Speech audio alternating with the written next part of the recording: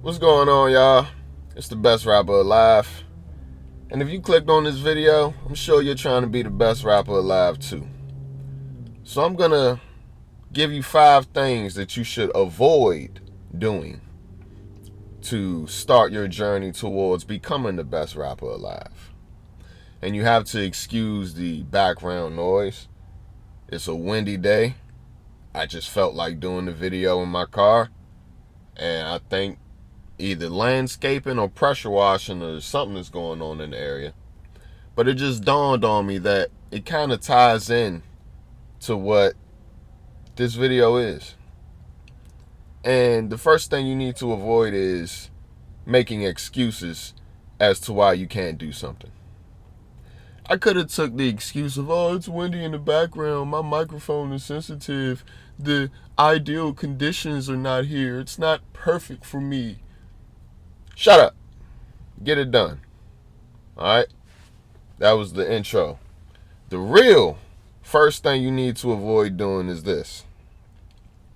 I want you to stop asking people their opinion on your art. Because, in my experience, what I've noticed is that if somebody tells me it's not good, which has never happened, really, I'd be like, what type of crack are you smoking? And then if somebody enjoys it and tells me how much they like it, I'll start pointing out all of the imperfections about the song because most of my music isn't finished yet. Or I start talking about something else that diverts the attention away from my song. So really, what are we asking for? What are we sending our work out to people for, to get like some type of validation from them that it's good, or yeah, it needs more work, or yeah, all of that is just saying is that you're not confident in your art. And you got to be confident. You gotta know that what you just painted could give Picasso a run for his money. That's what you gotta know. Alright? So, I seriously mean this. If you create a song and you finish the song and you didn't drop it yet on platforms or put it on a project, it's a fresh song. Don't send it to nobody. Don't be like, hey, yo, check this out. I know it's hard. I know you want to show it to them. Pause. But you have to finish your song first. It needs to already be out there in the world for people the first time when they hear it. I've stopped showing my brother certain songs that I write, because I'm like, nah, this one I need to see his reaction from a fan perspective. That's what you want. You don't always want the perspective of somebody that's close to you, because one, it leaves you vulnerable to be hurt by them. And two, it's not necessarily honest. It's already biased to begin with because they know you and expect something. So, number 2. The second thing we're going to talk about is conforming. You as an artist you need to stay authentic. You might look at another artist and be like, okay, that's the image that I need to have to be successful. So then you start saying, before I can even record a music video, I need to have a chain and shoes and a Ferrari and top of the line camera equipment and a drone in the sky and a blip that has my name on it. And like, you make all of these excuses that just prolong you putting out something that needs to be put out. Stop conforming. You got to stay authentic. Just because you see somebody else and they niche and they avenue and they working, it might not work for you. You might be a nerd, but you might like to rap about nerdy stuff. Become the best nerdy rapper alive. Rhyme stuff like orthodox. Words people haven't heard before. Rap about content of stuff people haven't heard before. Shit. Create a story about being a dinosaur and living in the wild. I don't know. Be authentic. We are tired of hearing about guns, drugs, and whores. Some of us are. Some of us ain't. A lot of us ain't. A lot of us, I see 50-year-olds with no sense riding around blasting that garbage. That's just how I call it. It's garbage to me. So, stop conforming and be authentic. Now, number 3 is important. You can't let a day go by that you don't practice. I don't care if it's only 5 minutes. You have to practice every day. Because the second you stop practicing, you lose a little bit. You go a long time without practicing, you lose a lot. And then you'll look up one day and be like, what happened to my talent? I can't rap anymore. I can't sing anymore. I can't dance anymore. I can't bench 400 no more. I can only get to 325. Mind you, I don't bench that. I'm just, for people who fall off, they feel me. When you don't practice, you fall off. And when you fall off, you start looking for other things to fill the void that ain't even your passion. Because you're like, oh, I forgot how to do my passion by just relying on talent so much. Relying on the gift so much. The gift still needs to be sharpened. It still needs to be ironed. It still needs to be purified and put through the fire. Just because you 6'6" doesn't mean you can go be LeBron. So, don't ever not practice. And when you practice, you have to be unashamed.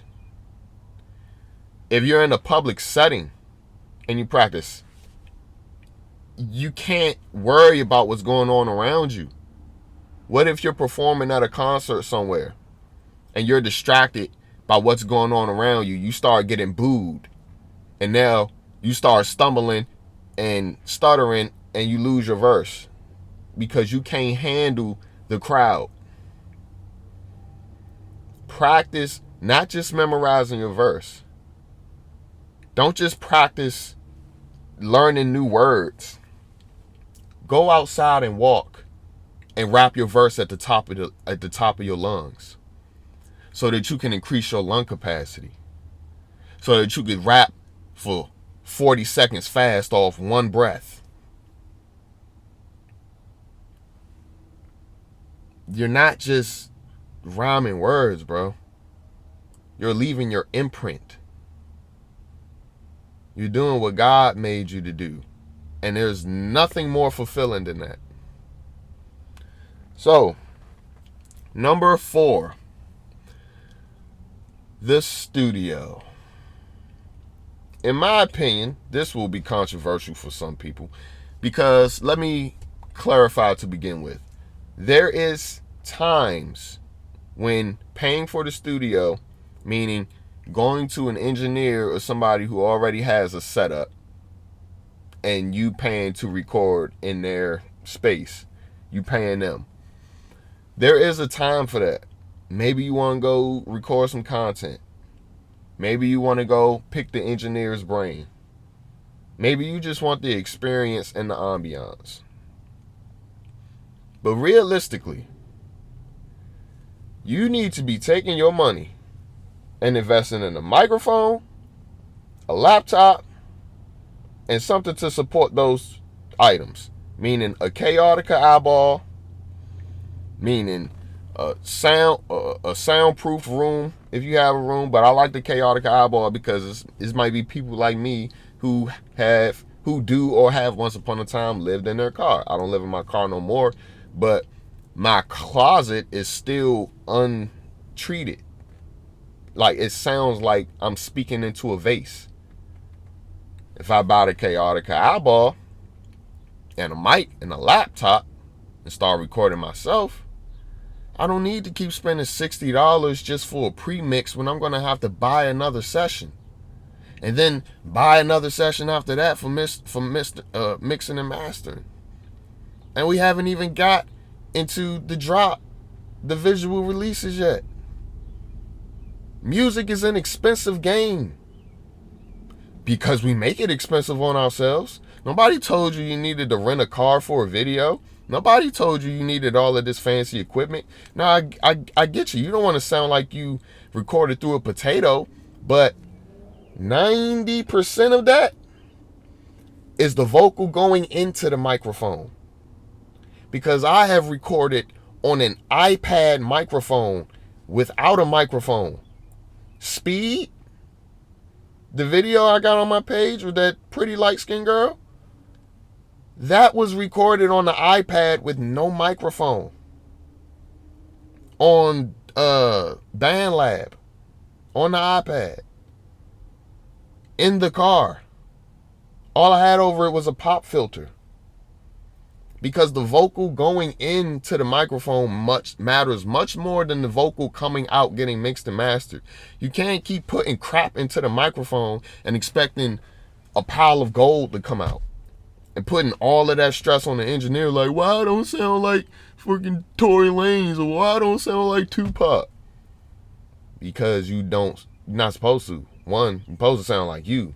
Second of all, you trying to sound like somebody else, that's why you can't sound like you. Set up your own studio equipment, because this way you're not limiting yourself to an hour or 2 hours. You can sit in the house all day on your day off and master your sound. Mastering your sound is much more valuable than paying the engineers. And I'm not trying to put them down or take money out of their pocket, because they are needed. Without the experiences that I have had there, I wouldn't be as good as an artist that I am now. But I guarantee that I'd still be a way greater artist than I am now if I would have just invested in my own equipment. So that's what I'm doing now. Not going to the studio. I don't go to studios anymore.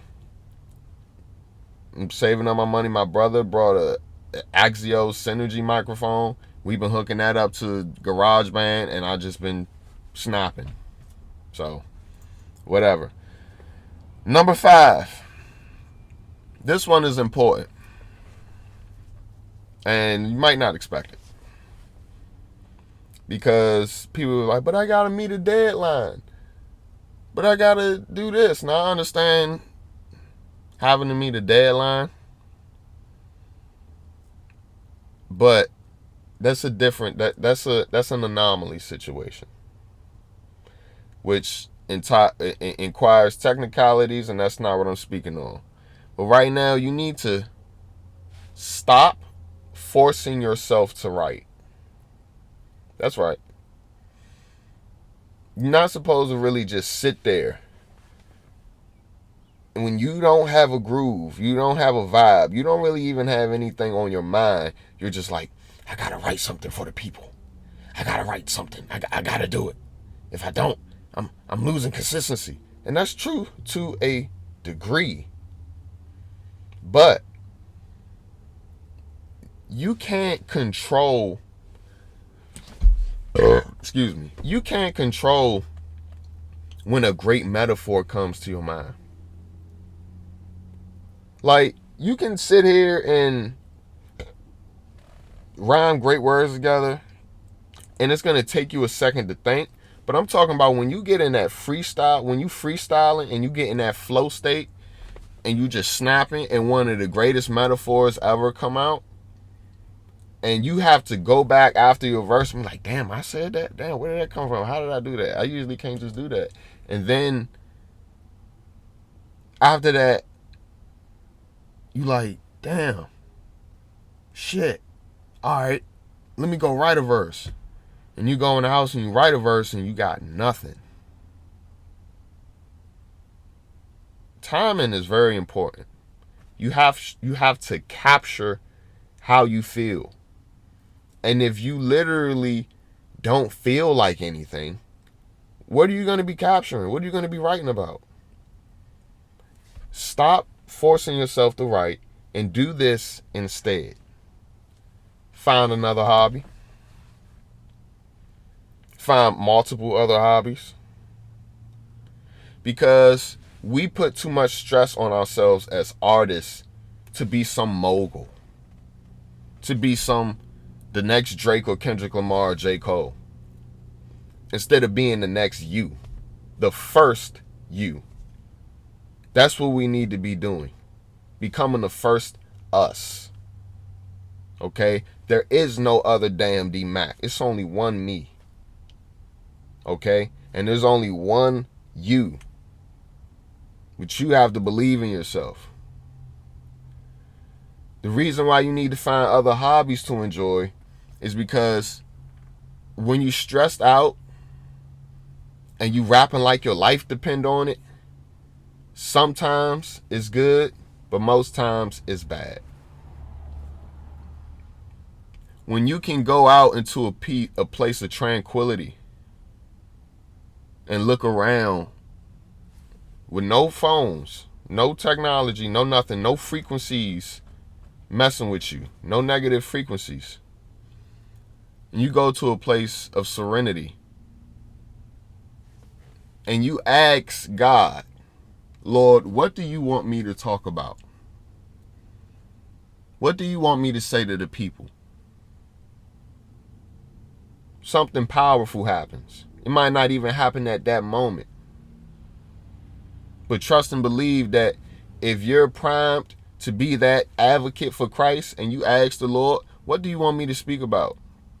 It might only be a jewel. It might only be a sentence, but it'll be for that one person who needed it to pull them out of that dark place.